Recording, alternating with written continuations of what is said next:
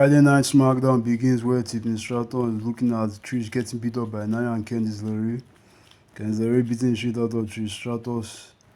Candice LeRae beating Trish Stratus at the corner and Nia headbutts Tiffany. Nia about to deliver the annihilator and Trish Stratus comes in with the save. Trish Stratus and Nia begin to brawl while Tiffany and Candice are down. Tiffany and Trish send Nia out of the ring by teaming up, which they should have done ever since, you know. Then Tiffany drops Candice, with a big drop kick on the mat. Fatu advances in the United States #1 contender match by defeating Andrade. The Street Profits coming, looking angry.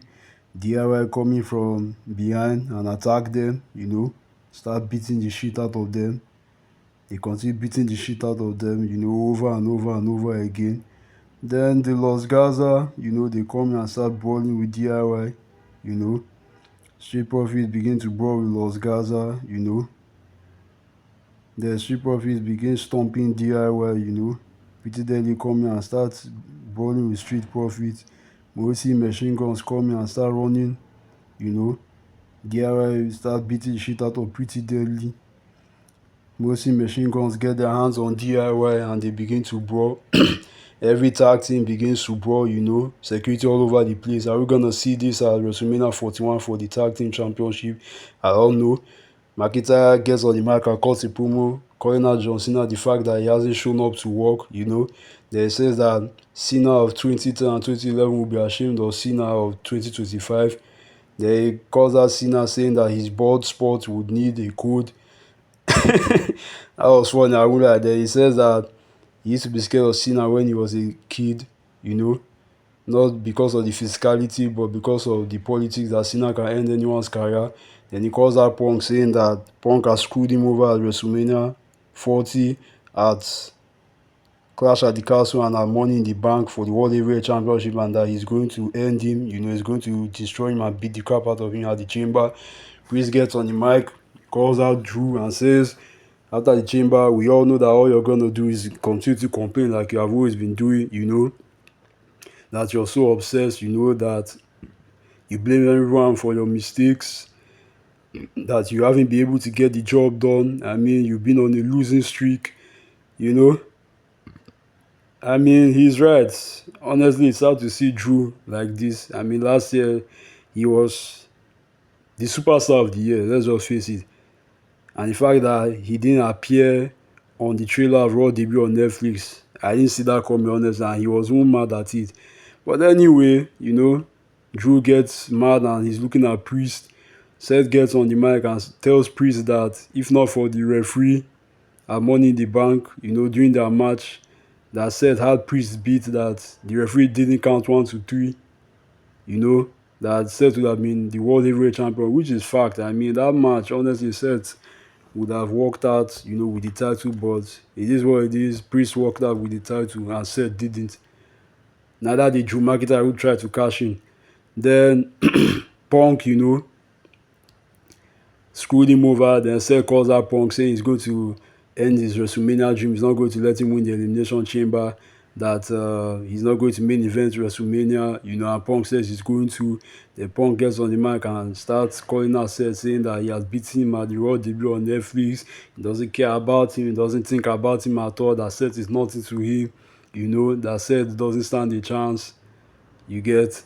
Then he calls out Drew McIntyre, saying that he gave him hell, in Hell in a Cell, at Bad Blood, and that he's going to beat the crap out of him, destroy him in the Chamber, because he's locked up in a cage with CM Punk, Then he tells them that if they want to not show up to work like John Cena, that he understands that they can stay away, but him is going to show up, and he's going to get the job done, He said that he beat Drew for fun, and money. Then Cena's music hits, the crowd goes nuts, they go bananas. This fan at Punk's side is going crazy and Punk is looking out for Cena. Drew is looking out for Cena after calling him out. Seth and Priest are looking out for Cena. Then the Maverick, Logan Paul comes in, he's enjoying the crowd, and the crowd begins to boo. He starts doing the "you can see me" This fan's reaction, the fan just places his hand on his head. Then Paul gets on the mic saying, "Oh, Toronto, you all thought you were gonna see John Cena? Well, John Cena doesn't care about you guys. You can see John Cena, but you can see me." That was funny. I won't lie. Logan is just great, man. Like this dude in the ring on the mic is just amazing. I would like to see him become the face of the company eventually. I mean, like he said, he has spoken to Triple H. He told him that he wants to be the guy, and I see that happening. I mean, he's going to be the guy in the future, whether people will love it or hate it. Well, me, I'm going to love it as long as he's a full competitor. Then he gets on the mic, calls out Seth, saying that Seth is a great wrestler, but his dressing is ridiculous. Then he gets on the mic, calling out Drew, saying that Drew is a loser, that Drew will never be champion, and Drew is just staring at him. Then he calls out Priest, saying that he doesn't even know Priest, honestly, that Priest is irrelevant. Then he begins to say that if Priest is standing in the ring, that the WWE will still be looking for him to answer their prayers, and Priest is trying to yell the same, but he's getting massively booed. Then he begins looking out for Punk, like, Punk, where you at? Like, I can't see you, looking around the crowd for Punk. Like, this dude and Punk, they should just go one-on-one WrestleMania. I book that. It's gonna happen. It's gonna happen. Because after that slap Logan gave to him on Monday, Ninth War, Punk, got his number. I mean, Punk said he's going to eliminate him at the Elimination Chamber for eliminating him at the Royal Rumble. So these two, they could put on a good match. I mean, Logan will carry the entire match because he's way more athletic. I mean, he's younger. Punk is older. He's washed up in the ring. Then we get to Punk, Punk gets on the mic, after hearing Logan talk for minutes. Then he says, "I'm right here." Then he said, "If you're gonna be this boring tomorrow at the Elimination Chamber, that you got whatever is coming your way, buddy. Like, you're in for it, buddy. That's going to beat the crap out of him. He's going to put him to sleep, going to eliminate him, like he said." But I don't see that happening. I mean, he could eliminate him, and Logan could eliminate him. But let's just see how it goes. I mean, it's today. But I ain't gonna watch it today. I'll watch it in a few days' time.